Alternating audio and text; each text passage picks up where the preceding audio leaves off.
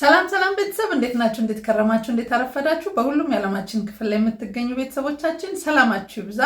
በእንግሊዝ ፕሪሚየር ሊግ 10ኛ ሳምንት ጨዋታ ዛሬ በተመሳሳይ ሰዓት ብዙ ተጠባቂ ጨዋታዎች አሉ። የሳምንቱ ትልቁ ጨዋታ ግን ምሽት 2:30 ቶተንሃም ከቼልሲ የሚያደርጉት የለንደን ደርቢ ጨዋታ ተጠባቂ ነው። በዚህ ጨዋታ ዙሪያ ቆይታ የምናደርግ ይሆናል። ከዛ በፊት ግን ለዚህ ቤት አዲስ ይሆናችሁ ሰብስክራይብ፣ ላይክ እና ሼር በማድረግ ቤተሰብ ሁኑ። አብራችሁን ቆዩ። በዛሬ ምሽቱ ጨዋታ ያው ቼልሲ ከሽንፈት መመለሱ ይታወቃል። በፕሪሚየር ሊጉ ነው። በካራባኦ ካፑ ተቸግረው ቢሆን ማሸነፉን አንዘነጋ። በፕሪሚየር ሊጉ ግን በሰንደርላንድ በሜዳውና በደጋፊው ፊት 2-1 መሸነፉ ይታወቃል። ስለዚህ በዛሬው ጨዋታ ብዙ ለውጦች ይጠበቃሉ በቼልሲ በኩል። በካራባኦ ካፑ የተለያዩ ማሻሻያዎችን አድርጎ ወሳኝ ተጫዋቾቹንም አሳርፎ ነበር ኤንዞ ማሬስካ ጨዋታውን ማድረግ የቻለው። በጣም በተደላደለ መልኩ 3-0 መምራት የቻለውን ጨዋታ ከእጁ ወጥቶ መጨረሻ ላይ እጅግ በጣም ተቸግሮ በጊተንስ በጣም የማይታመን ማራኪ የመጀመሪያ ጎል በቼልሲ ማሊያ ያስቆጠረ የመጀመሪያ ጎል ጨዋታውን መልሶ ማኔጅ ማድረግ ችሏል እንጂ እጅግ በጣም ተቸግሮ እንደነበረ ይታወቃል። በፕሪሚየር ሊጉ ግን ባልተጠበቀ መንገድ በሰንደርላንድ በሜዳውና በደጋፊ ፊት በ9ኛ ሳምንት የፕሪሚየር ሊግ ጨዋታ መሸነፉ ይታወቃል። ምናልባት ያንን ጨዋታ አሸንፎ ቢሆን አሁን ባለበት ደረጃ ላይ አይገኝም ነበር። 3ኛ ምናምን ደረጃ ላይ መቀመጥ የሚችልበት እድል ነበረው። ያንን መጠቀም አልቻለም።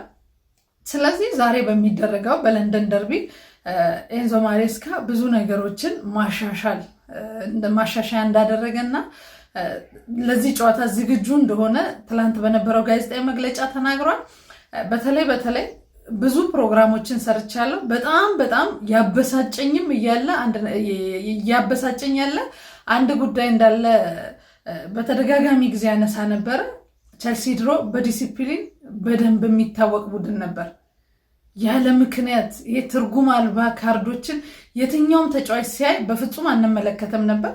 የዘንድሮው ግን ከአምና ጀምሮ ያለው ማለት ይቻላል ካርድ የሚያዩበት መንገድ በጣም የሚያበሳጭ፣ ይሄ ምንም በቃ ውጤት ተኮር ያልሆነ አላስፈላጊ ካርዶችን ነው በብዛት እየተመዘዘበት ያለው። በዚህም ደግሞ በጣም በአስቀያሚ ዲሲፕሊን ከፊት የተቀመጠ ቡድን ሆኗል። በዚህ ዓመት ብቻ 9 ቀይ ካርዶችን ነው ቼልሲ መመልከት የቻለው። የቢጫ ካርዶችን ቁጥር ተው፣ ከየትኛውም ክለብ በላይ ቼልሲ በኤንዞ ማሬስካ ስር ቢጫ ካርዶችን የተመለከተ ክለብ ቼልሲ ነው። ያ ብቻ ሳይሆን ካርድ የሚያዩበት መንገድ አብዛኛዎቹን ካያችሁ ከዳኛ ጋር በሚገቡት ሰጣ ገባ በታይም ዌስት እንደሚያሰጥ እንኳን እያወቁ ማለት ነው አላግባብ ፋውል እየሰሩ ምንም ይሄ አደጋ በማይፈጥሩ ኳሶች ሆን ተብለው ነው የሚመስሉትና እዚህ ላይ ለምንድን ነው ኤንዞ ማሬስካ መቆጣጠር ያቃተው? ለምንድን ነው ዲሲፕሊን ላይ እንደዚህ ደካማ የሆነው? ዲሲፕሊን ላይ እሱ ሲሪየስ ቢሆን መልበሻ ቤቱን ማኔጅ ማድረግ ቢችል ተጫዋቾቹ በዚህ ልክ ክለቡን የማይጎዱ እነሱም በየሳምንቱ ልክ ነጥብ የሚሰበስብ ይመስል ቀይ ካርድ ነጥብ የሚያሰጥ ይመስል ቀይ ካርድ ሳያዩ መውጣት በቃ የማያስደስታቸው ሆነ። አብዛኛው እነዚህ አቋማሪ ተቋማት ከቼልሲ ተጫዋች በቀይ ይወጣል አይወጣም በሚለው ማቋመር ጀምረዋል። ምክንያቱም እርግጠኞች ስለነበሩ በጣም መቅረት የሚችሉ ማየት የሌለባቸውን ካርዶች በጣም ብዙዎችን ወስደዋል የቼልሲ ተጫዋቾች። ለምሳሌ በካራባኦ ካፑ የዴላፕ ካርድ ምን አይነት እንትን ነው። ከዛ በኋላ በእርግጥ ይቅርታ ጠይቋል። እኔ ከዚህ በፊት ነው ስበሳጭም በማሬስካ ስናደድም የነበረው። ምክንያቱም እሱ ዲሲፕሊን ላይ ሲሪየስ ቢሆን ተጫዋቾቹ በዚህ ልክ ክለቡን አይጎዱትም። ለዛም ነው በጣም በቃ ስሜታዊ ሆኖ እዛው ሜዳ ላይ ሲናገረው ነበር። ከዚህ በኋላ ቅጣቶችን እንደሚጀምርም በስፋት ተናግሯል። እስካሁን ያው ይማራሉ ብዬ ዝም ብያለሁ። ከዚህ በኋላ ግን አላግባብ ካርድ የሚወስድ ተጫዋች ይቀጣል። በቃ እኛ ከቀን በቀን እየተማርን እንድንሄድ በዚህ አምናለሁ። ግን ከዚህ በኋላ ይሄ ፍጹም ስህተት ነው፣ የደደብ ስራ ነው የሰራው ብሎ በይፋ ነው ወጥቶ የተቸው። ቢዘገይም አሁንም በዚህ ሐሳብ ላይ መምጣቱ በጣም አስደስቶኛል። ምክንያቱም ብዙ እንትኖችን እኮ አሁን የኖቲንግሃም ጨዋታ ኖቲንግሃም መጀመሪያም በጣም ደካማ ስለነበረ ቼልሲ በተለይ ፈርስት ሃፍ ቼልሲ ተቸግሮ፣ ሰከንድ ሃፍ ግን ሁሉንም ነገር ተቆጣጥሮ ቅያሬዎች ተደርገው ጨዋታ መቆጣጠር ችሎ ቼልሲ ጎል አስቆጠረና ኖቲንግሃም በቃ ከጌም ሪትም ውጭ ስለነበረ እንጂ ማሎ ጉስቶ በኖቲንግሃም ጨዋታ ላይ ያየውን ካርድ አስቡት እስቲ። 3-0 እየመራ ነው ቡድኑ። 86ኛ ደቂቃ ላይ ደርሷል።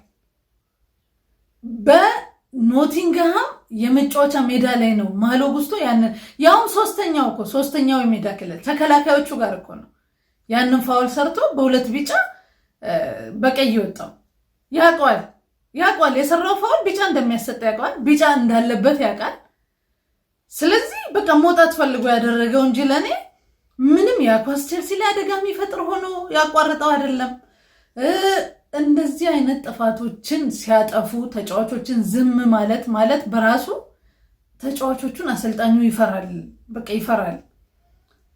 በእርግጥ ወቅቱ አሁን ያለንበት ዘመን አሰልጣኝ ተጫዋቾችን ካልተንከባከበ ከተጫዋቾች ጋር ፒስ ካልሆነ ነገሮችን ባከረረ ቁጥር ይሄ የመቀራረብ እንትናቸው እየተራራቀ ይሄድና ችግር ሊፈጠር እንደሚችል ነው። ይሄንን በደንብ እረዳለሁ። ግን ሆኖም ደግሞ በዚህ ልክ የራሱን ነገር ለማመቻቸት ክለቡ ግን መጎዳት አለበት ብዬ አላምንም። ስለዚህ አሁን እወስዳለሁ ያለው እርምጃው በጣም ትክክለኛ ነው። ዛሬም እንደዚህ አይነት አስቀያሚ ጥፋቶች እንደማይኖሩና 11 ሆነን ጨዋታውን እንደምንጨርስ ይሰማኛል።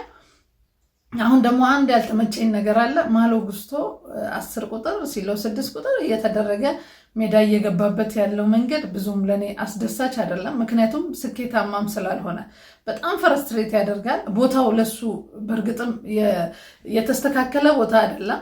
ስለዚህ ያ ቦታ ስላልተመቸው ነው ብዙ ጥፋቶችን የሚሰራው፣ ፍረስትሬት የሚያደርገው እየባከነ ነው እየወጣ ያለውና ያንን ቦታ ዛሬ ቢያስተካከል ደስ ይለኛል። ሊያም ዴላፕም ዛሬ በፕሪሚየር ሊጉ የመጫወት እድል አለው። ምክንያቱም ቀጥታ ቀይ ካርድ ስላልሆነ አንድ ጨዋታ የሚቀጣው በቀጣይ በካራባው ካፑ ነው። ስለዚህ ዴላፕም ሊገባ ይችላል።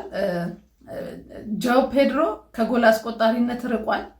ይሄ ደግሞ አሁንም 10 ቁጥር ፈጣሪ አማካኝ ያለመኖሩ የፓልመር ጉዳት በደንብ ቸልሲን እያጎደለው እንዳለ ይታወቃል። ስለዚህ እዛ ቦታ ላይ ስቲል ኤንዞ ማሬስካ መፍትሄ አግኝቶለታል ብዬ አላስብም። ስለዚህ የዛሬውን ጨዋታ ነጥብ ለማግኘት 3 ነጥብ ለመውሰድ የግድ ወደ ሜዳ መግባት ያለበት ጨዋታ ነው። ዛሬም እኔ ትልቁ ስጋቴ ተከላካዮቹ ላይ ነው። ቶተናም ቶማስ ፍራንክን ከቀጠረ በኋላ በቆመ ኳስ በጣም የሚታወቅ ቡድን ሆኗል። ቶማስ ፍራንክ ደግሞ ብሬንትፎርድ ላይ ሆነው የቆመ ኳስ ላይ ምን አይነት ሲሪየስ እና ጨዋታዎችን የሚያሸንፈው በቆመ ኳስ እንደሆነ በተደጋጋሚ ጊዜ ስናይ ነበር። አሁን ይሄንን ቀጥታ በቶተናም እየተገበረ ነው ያለው። ቸልሲ ደግሞ በቆመ ኳስ መከላከል ላይ ያለበት ድክመት በደንብ ይታወቃል። አሁን እንደውም ከቆመ ኳስ አልፎ የእጅ ውርወራ ሁሉ የሚቆጠርበት ቡድን ሆኗልና ተከላካይ ላይ ሲሪየስ የሆነ መስተካከልና ትኩረት በየእንቅስቃሴው ትኩረት አድርገው መጫወት እንዳለባቸው ይሰማኛል። በዛሬ ምናልባት ቶተንሃም በቀደም ባሸነፈው በ9ኛ ሳምንት ባሸነፈው ጨዋታ 2 ኳስ ከቆመ ኳስ የተቆጠረ ነው። ቫንድቬን ያስቆጠራቸው ኳሶች የቆመ ኳስ ላይ በጣም ፐርፌክት ናቸው። እኛ ደግሞ ያ ድክመታችን ነው። ስለዚህ በዛሬው ጨዋታ እዛ ላይ በደንብ ሰርቶ የሚመጣ ይመስለኛል። ኤንዞ ማሬስካ ከሽንፈት መልስም ስለሆነ በፕሪሚየር ሊጉ የግድ የዛሬን ጨዋታ ለማሸነፍ ወደ ሜዳ ይገባል። አሰላለፉን ያው የሱ እብደት አለ። በእርግጥ የማይመቸኝ እብደት አለው። አሰላለፍ ላይ ዝብርቅርቅ የሚያደርገው ነገር አለ። ዛሬ ግን እነ ካይሴዶም እነ ኤንዞ ፈርናንዴዝም እነ ጃው ፔድሮም በሙሉ ብቃት ላይ እንዳሉና ዛሬ ወደ ጨዋታው እንደሚመለሱ በይፋ ተናግሯል። ስለዚህ መጀመሪያ አገባቡን አስተካክለው ከገባ ጨዋታውን የማሸነፍ እድል አለው። የቆመ ኳስ ላይ ግን ትልቅ ጥንቃቄ ያስፈልጋል። በዛሬው ጨዋታ እናንተ ምን ትጠብቃላችሁ? ውጤቱ ስንት ለስንት ይሆናል? ስለዚህ ይሄንን ኮሜንት ሴክሽን ላይ አካፍሉን። ለዚህ ቤት አዲስ ሲሆናችሁ ሰብስክራይብ አድርጉ። መልካም ውጤት፣ መልካም እድል ይቅናን። መልካም ቀን፣ ሰላም ዋሉ። ምሽት በጨዋታው እንገናኝ። ቻው